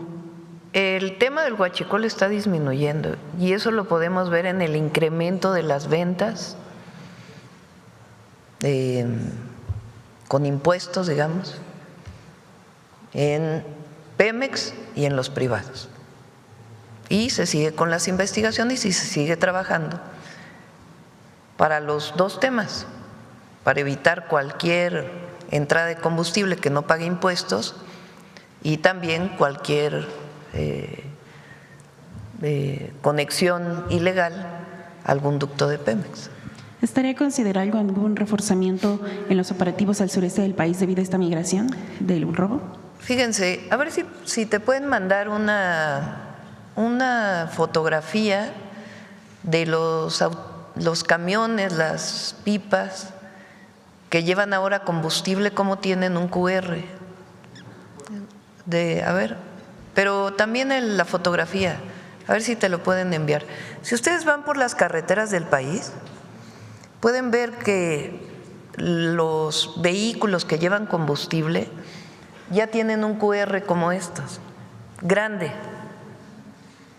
Ese QR lo da la Secretaría de Energía. ¿Qué tiene que tener ese QR en el momento que se lee con un teléfono celular para un guardia nacional, por ejemplo? Bueno, pues tiene que tener el origen y el destino del combustible. Y eso garantiza pues que es un combustible legal. Si no trae el QR, entonces se detiene al vehículo y se tiene que demostrar de dónde viene y a dónde va. Y algunas de las veces pues se llama a la fiscalía y se incauta el vehículo. Entonces, esto ha hecho que disminuya muchísimo pues el transporte de combustible ilegal, porque necesariamente tienen que tener esto que se llama trazabilidad, que es quién lo compró, quién lo está transportando y a dónde va. Y eso es un trabajo muy intenso que se hizo del SAT, Secretaría de Energía, Aduanas y Pemex, en todo este trabajo de la Comisión Nacional de Energía. A inicio de esta semana, bueno, el reporte es particularmente sobre… A ver si tienen por ahí una fotografía de casualidad. Ajá. El reporte es particularmente sobre tomas clandestinas, es decir, estos pinchazos a los ductos, pero también preguntarle si habría o se está trabajando en algún operativo específico por los establecimientos, o sea, las gasolineras, con referencia a esta clausura que hubo esta semana en una estación formal, se supone en Puebla. Sí, hay revisiones a gasolineras por parte de ASEA, por parte de Profeco, y tienen que ver con un análisis de riesgo previo que se hace para alguna presunción de que la gasolinera está vendiendo combustible no legal. Gracias, presidente. Sí. ¿No tienes foto ahorita? Sí, a ver, sobre trenes. Buenos días, presidenta. Hans Salazar, de Noticiero en Redes. Sobre el tema, presidenta, preguntar esta gran red ya de ferrocarriles que resurgen en nuestro país y que ya están en plena construcción y avances como se han planteado, preguntar los polos de desarrollo, cómo vienen en conjunto al desarrollo también.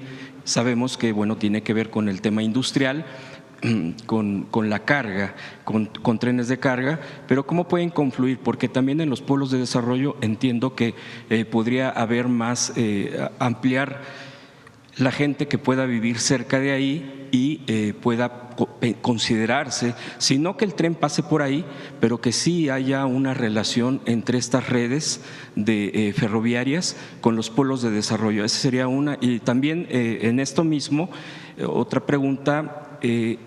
Entiendo que todo está privatizado en cuanto, desde el sexenio de Zedillo, el de carga, los trenes de carga.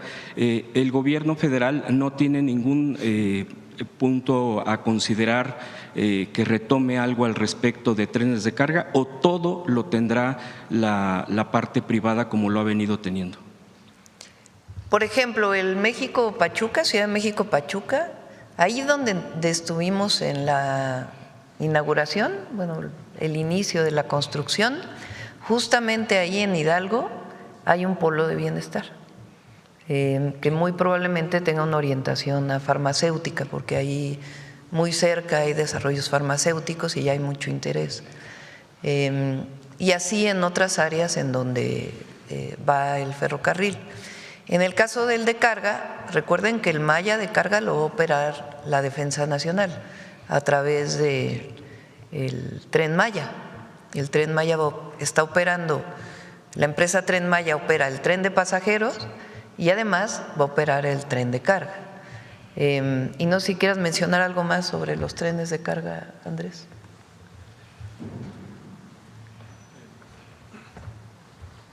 Sí, en el caso de los trenes de carga, como ya lo comentó en una ocasión anterior la presidenta, hay un proceso en la Comisión Nacional Antimonopolios que tiene que ver con la regulación que hay para que haya más competencia en el sector y para que mejore realmente la atención a usuarios y clientes. Ese es un proceso que inició la Comisión Nacional Antimonopolios hace tiempo, que tiene una fase de investigación y que sigue en ese proceso para ver realmente cuáles son las medidas y cuáles son las recomendaciones que se hagan, ya sea al Poder Legislativo o a la agencia, en su caso, por ser un sector regulado y mejorar las condiciones de competencia. Gracias. De hecho, también entiendo que entraría igual como lo Pero puede operar. Ahora, ¿qué fue lo que pasó? Concesionaron las vías, no solo el servicio. Sí. Ese es pues uno de los grandes temas. La concesión del tren de carga, que fue una barbaridad, esa privatización, porque si el tren de pasajeros pudiera tener algún problema de rentabilidad, que ya saben que eso pues siempre es subjetivo, ¿verdad? Porque transportar pasajeros de un lugar a otro, podrían decir, por ejemplo, el metro de la Ciudad de México no es rentable porque está subsidiado el boleto. Pues cómo no va a ser, imagínense que no hubiera metro en la Ciudad de México, ¿verdad? Entonces todo depende cómo se analice. Nosotros lo vemos desde una perspectiva de servicio y de desarrollo regional.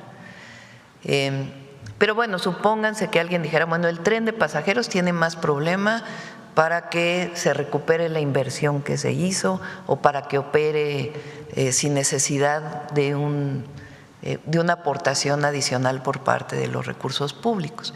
Pero el tren de carga es hiperrentable, tiene ganancias muy importantes. Entonces, el privatizarlo, pues fue privatizar algo que además se construyó y fue nacionalizado en su momento, que era público y después se privatiza para el beneficio de un privado. Entonces, para empezar eso. Pero después se concesionaron las vías, no solo el servicio.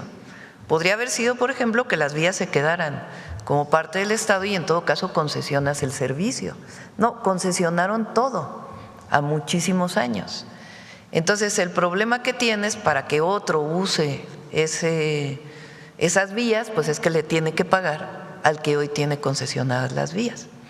Pero lo más complejo de todo es que concesionaron las vías, unas de un lado de la República, otros de otro lado de la República, y entonces el que pase un ferrocarril de un concesionario que tiene una vía concesionada a otra vía concesionada, pues tiene problemas. Entonces eso afecta el tránsito de mercancías en nuestro país. Y eso es lo que está revisando ya desde hace tiempo, cuando era la COFESE y ahora la Comisión Nacional Antimonopolios, para promover pues que sean mucho más competitivos los trenes de carga en nuestro país. Tren de carga es una de las formas más eficientes de transportar, si no es que la más eficiente de transportar mercancías. Imagínense ustedes que viene un barco cargado de contenedores.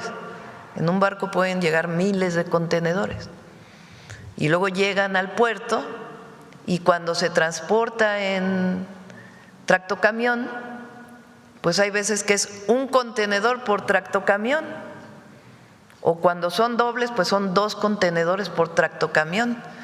Entonces, si vienen 1000 contenedores y es un contenedor por tractocamión, pues se requieren 1000 camiones. En cambio, el tren pues lleva los contenedores y solamente es una locomotora que lo está jalando. Entonces es muy eficiente, pero en México tienen que ser más competitivos porque la manera en que se privatizó pues en realidad pues genera muchas ganancias y no hay los beneficios que pudiera tener. Sí. Ahora, por eso el tren de Maya pues se decidió que fuera público. De hecho, es efectivamente un tema que ahora vemos y observamos y se puede detallar y se puede difundir a través de estas conferencias, porque cuando se privatizó ahí quedó, medio salió alguna información, pero no salió a más. Ahora nos damos cuenta ya como país todo lo que se ha hecho hacia lo privado, lo que se abandonó y las propias comunidades. Presidenta, en este punto que comenta usted, también es el tren de carga, igual es el manejo de la Marina en el interoceánico, así quedaría. El interoceánico también es público. Digo, y así quedaría también, esa es la idea, que lo siga manejando la Marina. Sí, como saben, el tren interoceánico después del accidente se está trabajando la Fiscalía y la Secretaría de Gobernación, la Comisión de Víctimas, para poder hacer la reparación integral del daño de todos los que viajaban en el tren. Van muy avanzados en la comunicación con todas las familias, incluso ya en la aceptación de la reparación del daño de la mayoría de ellas. Y al mismo tiempo, Andrés pues ya muy pronto publicará su revisión como agencia reguladora. Tiene que cerrar también la investigación de la Fiscalía, porque dieron un primer avance, pero tiene que cerrar. Y también ya está una empresa internacional, no sé si quieras platicar eso, trabajando en la certificación del tren, que va a dar una serie de recomendaciones. Sí, de hecho, la empresa que le llamamos un tercero independiente, porque el objetivo es que sea una empresa que, digamos, no tenga una relación con las partes en términos de cómo elabora sus documentos. Lo hace en colaboración en términos de conocer bien todas las características del servicio, la infraestructura, etcétera. Ya empezó a trabajar. Entonces, hace unos días incluso salió una nota de periódico que decía que habían visto los trenes haciendo pruebas. Son parte del trabajo que se está haciendo para primero tener una evaluación de las características del servicio, después tener un conjunto de recomendaciones a implementarse en todos los componentes que tiene el sistema ferroviario, desde la operación, cómo es el servicio usuario, cómo son los vehículos, cómo se atiende, todo realmente de forma integral, y después tener un seguimiento a la implementación de esas recomendaciones. A partir de eso, la agencia ha estado participando precisamente y la clave será en ver cómo es la implementación de esas recomendaciones para decir, este es un sistema en donde se puede operar, se puede dar un servicio de calidad y no va a volver a suceder lo que sucedió, lamentablemente, ¿no? Entonces, se va a hacer el trabajo y cuando tengamos ya el conjunto de recomendaciones y el seguimiento de la implementación, con mucho gusto también lo informaremos. Muchas gracias. Es una empresa que se llama TÜV Rheinland. TÜV, a veces van a leer TÜV, lo digo, TÜV es el nombre de las empresas de verificación que se usan en Alemania. Entonces hay muchas que hacen este trabajo. En este caso es TÜV Rheinland, es alemana. Presidenta, y en la construcción de la manufactura de los trenes, ¿sí se contempla igual México, nuestro país, para esta creación, o cómo sería la Sí, 70% al menos, es 70, ¿no? 70% al menos de la producción de trenes es nacional, ¿no? Sí. 70%. 76%. Sí, casi el 80%. Sí. En el caso del tren Ciudad de México-Pachuca, es la empresa CRRC, es una empresa de origen chino, fue la que hizo los trenes del metro. Ellos ya tienen una planta en el Estado de México y están ampliando su planta para poder producir estos trenes que tienen esta condición. Y en el caso de Alstom es la planta que tienen en Ciudad Sagún desde hace tiempo, que ellos ganaron la primera licitación de los trenes hacia el norte. Perfecto. Otro tema, Presidenta, muy breve, es preguntarle sobre Correos de México.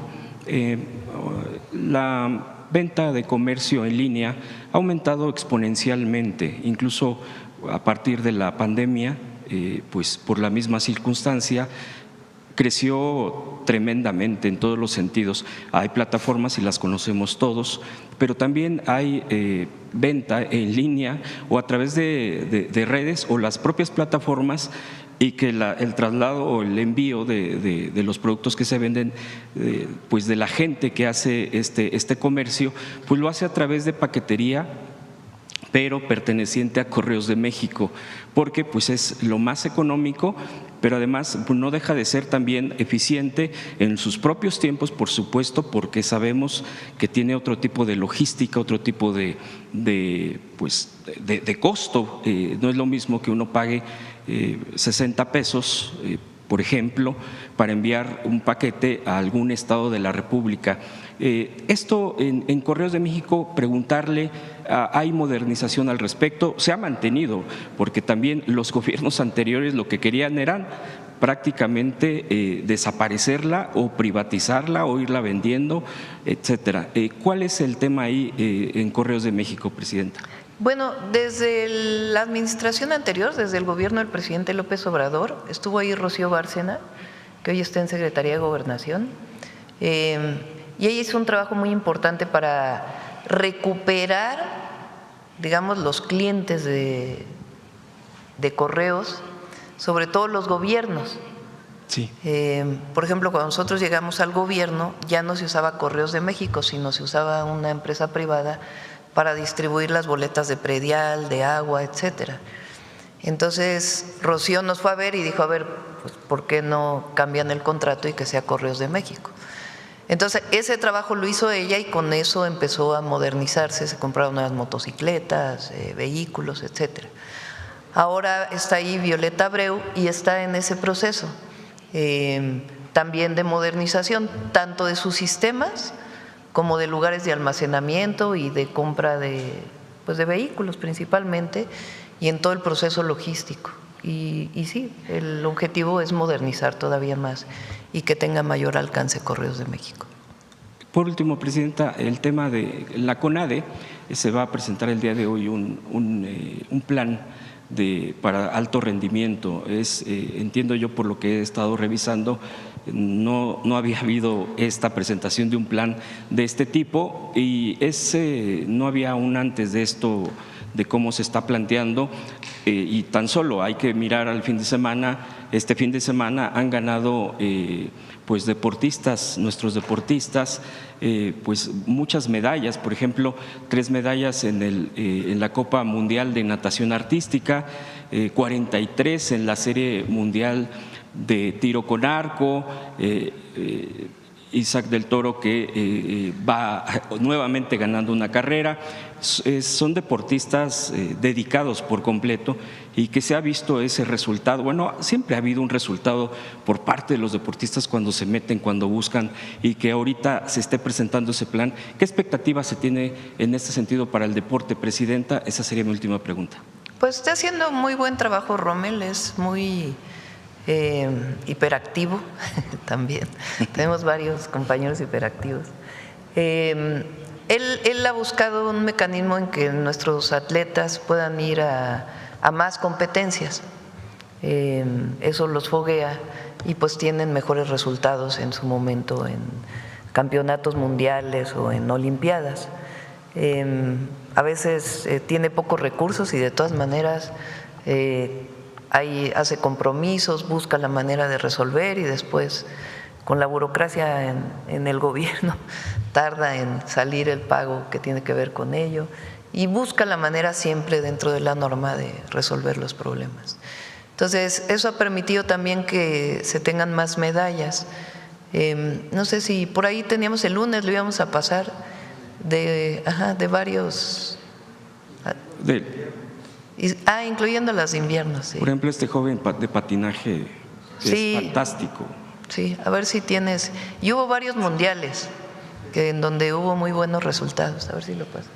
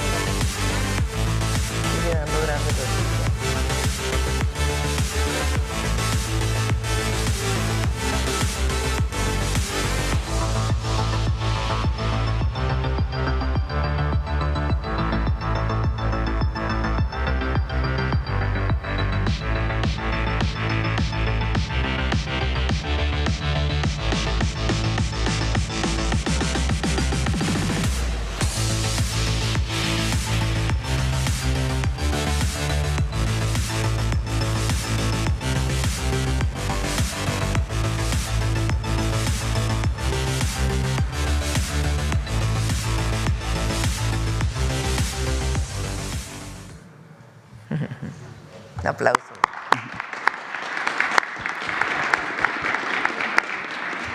Gracias, Presidenta. Gracias. Vamos a ver dónde… A ver aquí la compañera. La foto de la pipa que tiene el QR. Mire. Bueno, esa es la de Pemex. Pero hay unos que tienen incluso, ahí está, esos sellos más grandes. Entonces, un guardia nacional, fueron capacitados que están en carreteras, puede detener a uno de estos para poder ver su QR. O en caso de que no tengan el QR, pues también. Obviamente todo dentro del reglamento.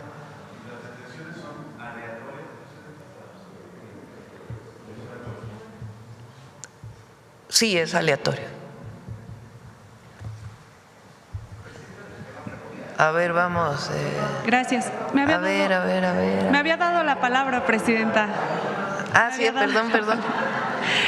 Gracias, buenos días. Me distraje. Aurora Castillejos, del Sistema Público de Radiodifusión del Estado Mexicano, Canal 14. Mandataria, preguntarle, nos hablan de estas vías, estas nuevas vías que se están dando, ampliación, ¿cómo está beneficiando a la población? ¿Qué les dice la gente que vive cerca de estas zonas? ¿Cómo les está beneficiando? Bueno, no sé si quieras, Néstor, la gente cómo está recibiendo el tren, tú que estás ahí en campo. Con su permiso, Presidenta. Pues como decía la secretaria Edna, la verdad es que el proyecto tiene entusiasmada a la gente. Muchas comunidades, como ya señalaba la Presidenta, quedaron pues muy cercanas a las vías del tren, y cuando se privatizaron y se quitaron los trenes de pasajeros, se quedaron aisladas. Entonces, el regreso de los trenes de pasajeros tiene muy entusiasmada a la gente. Prácticamente quieren estaciones como si fuera el metro, a cada 3-4 kilómetros. Eso, por supuesto, lo define la Agencia de Trenes y Transporte Público Integrado junto con el agrupamiento de ingenieros, pero la realidad es que la gente está muy entusiasmada y muy contenta con la obra. Eso nos ha ayudado mucho a la liberación del derecho de vía y a que haya esta paciencia y coordinación ahora que ya tenemos las obras avanzando. La verdad es que mucho entusiasmo en torno al tren, más bien están, además de las estaciones, queriendo saber cuándo ya van a poder subirse. Gracias. Además, sobre estos trenes que llegan o comparten ruta con la Ciudad de México, saber si la tarjeta de movilidad integrada va a funcionar para… Esa es buena pregunta. No sé, Andrés. ¿Sí? A ver. Justo, bueno, ya tenemos un primer ejemplo de que ha funcionado bien. En el caso del Insurgente, se puede usar la tarjeta de movilidad integrada de la Ciudad de México. De hecho, si ven la tarjeta, tal vez fue como muy gradual, pero en las tarjetas ya aparece el logo del Insurgente. Y para la gente es muy fácil, es muy sencillo. La mayoría de los transbordos que están sucediendo en observatorio son al metro. Entonces las personas que cargan su tarjeta en el metro la usan en el tren, que la cargan en el celular. De hecho, también la aplicación de la Ciudad de México ya tiene una tarjeta digital. Entonces ni siquiera necesitas comprar la tarjeta, sino simplemente bajas la aplicación de la Ciudad de México y ahí mismo la recargas. En el caso del tren al AIFA, en este momento estamos trabajando para que, y esto es en coordinación con la Dirección General de Ingenieros de Sedena, que probablemente está llevando a cabo la obra, estamos trabajando para que la tarjeta que actualmente se usa a Cuautitlán se pueda usar, que es como se planeó originalmente, pero también estamos trabajando para poder implementar el uso de la tarjeta de movilidad integrada hasta el AIFA. En los servicios que son más cercanos a la Ciudad de México es más evidente esa integración. Sin embargo, en parte de la planeación que estamos haciendo para el resto del sistema, lo que queremos hacer es trabajar con los servicios de transporte públicos de distintas ciudades para ver cuál es la factibilidad de hacer alguna integración, precisamente por lo que comentaba en la presentación, de que muchos de los servicios van a ser intensos, sobre todo en zonas metropolitanas donde se hace conexión a transporte público. Entonces, al menos lo que sabemos que ya se pudo hacer en la Ciudad de México con el Insurgente, sabemos que se puede hacer al AIFA y probablemente a Pachuca, que es la misma línea, y con ese modelo es lo que queremos trabajar en las grandes ciudades donde crucen los trenes. Bien, ahora no solo las grandes ciudades, nos hablaban también de estas consultas con los pueblos indígenas, a ver cómo se efectúan y cuáles son las peticiones que se tienen o cómo se llevan a cabo. Se realizan con una metodología específica que está determinada por el Instituto de Pueblos Indígenas. Entonces, en caso de que haya una comunidad indígena, un pueblo indígena, llega el INPI y con ellos se trabaja para que ellos realicen la consulta en coordinación con el equipo que esté en territorio. Gracias. Finalmente, preguntarle, ayer recibió a la directora de Standard & Poor's, nos explicaba que era para hablar sobre los retos de la inteligencia artificial y en economía, saber qué se concluyó, si nos pueden dar un poco más. Pues fue una plática, no es que hubiera algún acuerdo o algo en específico. Pues son personas muy, aparte pues del trabajo que desarrollan en su propia empresa, pues tienen mucho conocimiento de lo que pasa en la economía mundial. Y hoy, como ustedes saben, la inteligencia artificial requiere pues estos grandes centros de datos, que se están poniendo muchos de ellos en Estados Unidos. Entonces fue alguno de los temas de conversación. Estos centros de datos que almacenan y procesan información muy rápida, pues usan mucha energía. Entonces, ahí donde se pone un centro de datos, pues tiene que haber la garantía de que hay generación eléctrica. A México obviamente le interesa tener algunos centros de datos. Todo pues depende también de las características del uso de agua, porque también usan agua, y de la disponibilidad de energía. Entonces fue alguno de los temas que se hablaron. Nos habló de computadoras cuánticas que se están desarrollando por algunas empresas. En fin, fue ese tema de lo que ella ve a nivel internacional que se está desarrollando en términos tecnológicos y cómo México se puede insertar pues en ese proceso. Gracias, buen día, presidente. Gracias. Vamos para acá a ver al compañero. Ahora nos vamos a ir temprano. El compañero acá atrás. Vamos a ir temprano porque vamos hasta Puebla al Día del Ejército. Abel Cuapa de Puebla, precisamente, presidenta. Preguntarle algunos temas sobre ahí en el Congreso del Estado, ahí en la Comisión Inspectora del Congreso, están nuevamente evaluando regresar el fuero a los diputados. ¿Regresar qué, perdón? El fuero. Esto usted ya lo había comentado previamente que se iba a quitar esto en la reforma electoral. ¿Cómo va esta propuesta que se está analizando allá en Puebla todavía en el Congreso del Estado? ¿Cómo la veo yo? Sí, exacto, sí. Bueno, pues tienen que definir ellos, ¿no? ¿Qué es el fuero? El fuero es una condición que tienen principalmente diputados y senadores para que no pueda juzgárseles por algún delito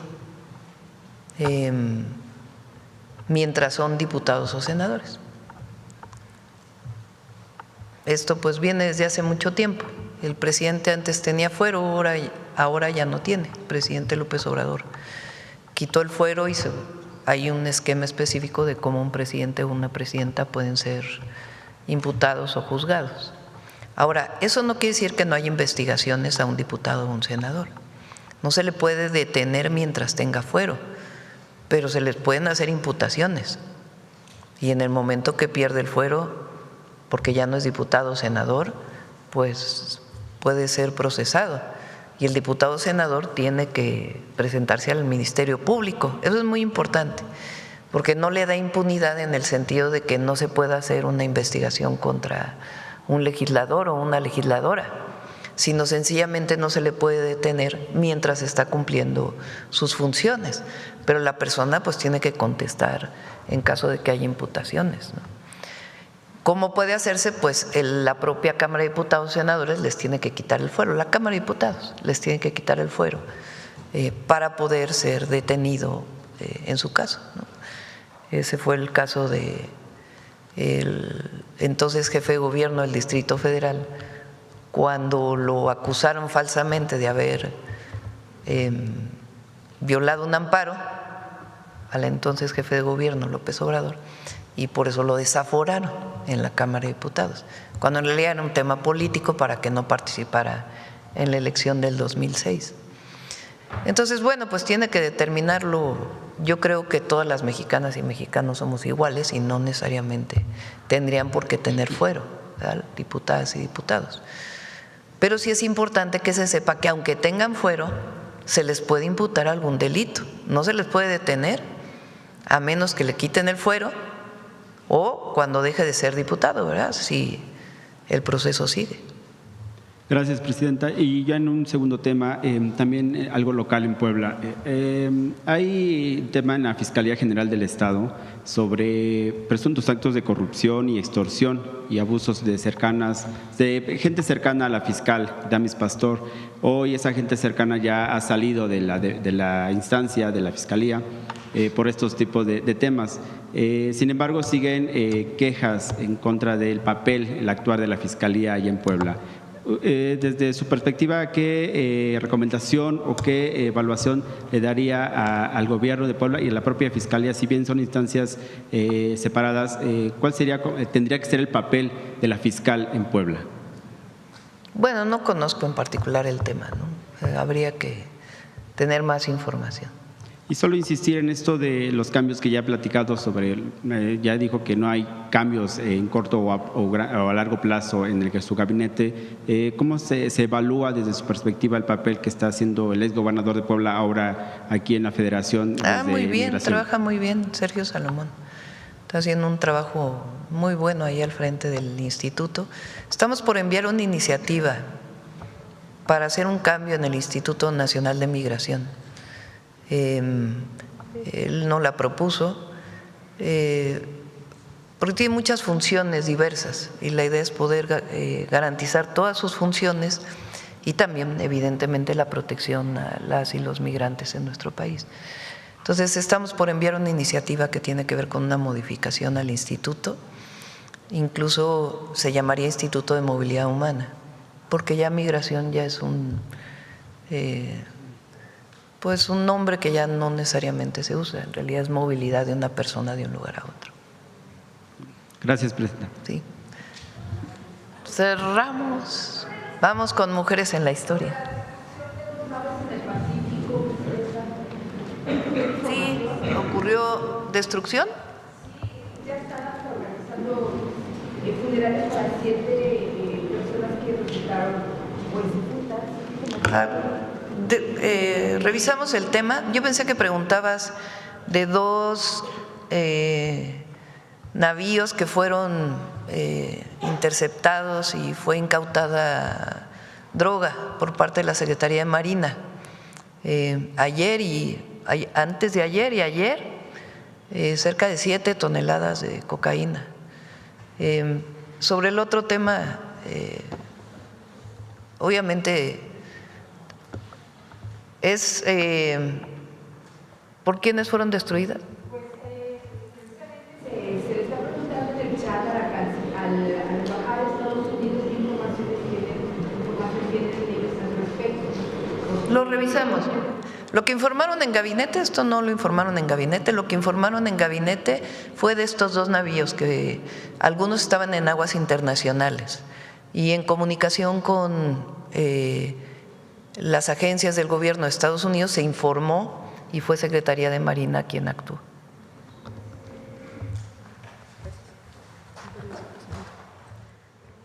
Buenos días a todas y a todos. El próximo sábado 21 de febrero se conmemora el Día Internacional de la Lengua Materna, con la finalidad de proteger el patrimonio inmaterial de la humanidad y preservar la diversidad cultural.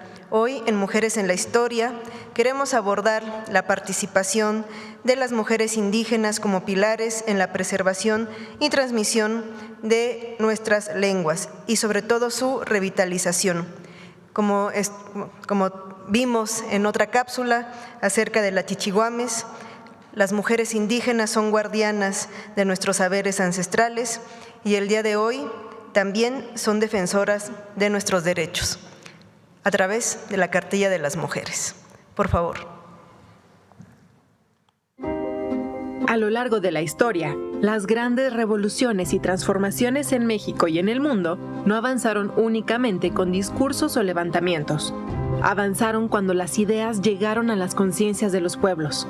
Los folletos, los manifiestos y la prensa popular fueron herramientas fundamentales para que los pueblos comprendieran sus derechos, discutieran sus condiciones de vida y se organizaran para cambiarlas. No eran textos decorativos, eran instrumentos para abrir conversaciones y disputar el sentido común de su época. Hoy, en 2026, la Cartilla de los Derechos de las Mujeres en México se enmarca en esa tradición. En un momento de transformación para el país que no quiere que ninguna mujer ni niña se quede fuera. El 7 de marzo de 2025, la presidenta Claudia Sheinbaum presentó esta cartilla con la convicción de que el reconocimiento de los derechos es el primer paso para ejercerlos y defenderlos entre todas. Desde entonces, se han repartido 27 millones de cartillas en todo el país.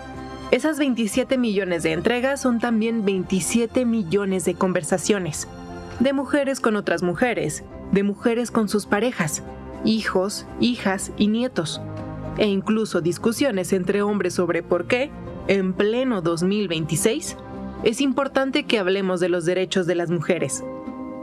La Cartilla de los Derechos de las Mujeres enlaza las experiencias de quienes no pudieron ejercer sus derechos, de quienes hoy finalmente pueden nombrarlos y de quienes mañana seguirán exigiéndolos. La cartilla no está dirigida únicamente a las mujeres. Es también un llamado a los hombres de este país para asumir su papel en la construcción de una sociedad más justa.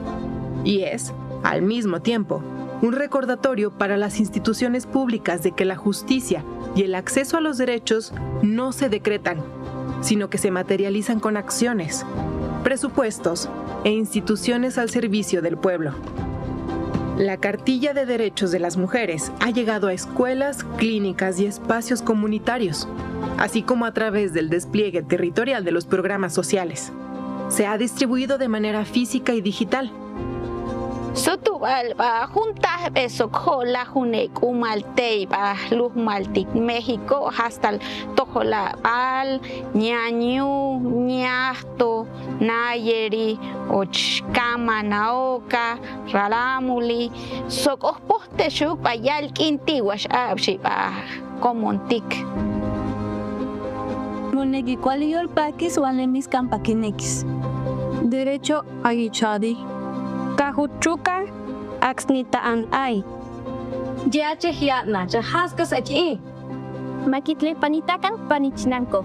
Lantepi rabai, hadapetsi, rayatsedi, ma. Yan epi haran fadi nishi. Upa talil acabet kunsik medios digitales. Chehia diai neshueche o neshue mawasnola. Lerecho chaan maan achilanchel. Amatanahuatil, Majinsihuat, Huelmotatol, Tenestihuano, Toquetes, Nochillingüey, Altepet. Chehia Nandiana, Chat Indo, Tereos Oeti. La Jujun, Uchvir, Calincuenta, Neyaltala. Derecho que la Hogan Befi, Nedin Hutin, Quanto. Miukenche, Jobuk, Elol, Yikot, Coyuntiel. Haiti mike chanu kun lokwanel batsama lek of ayuk leki laltik ahluf maltik México.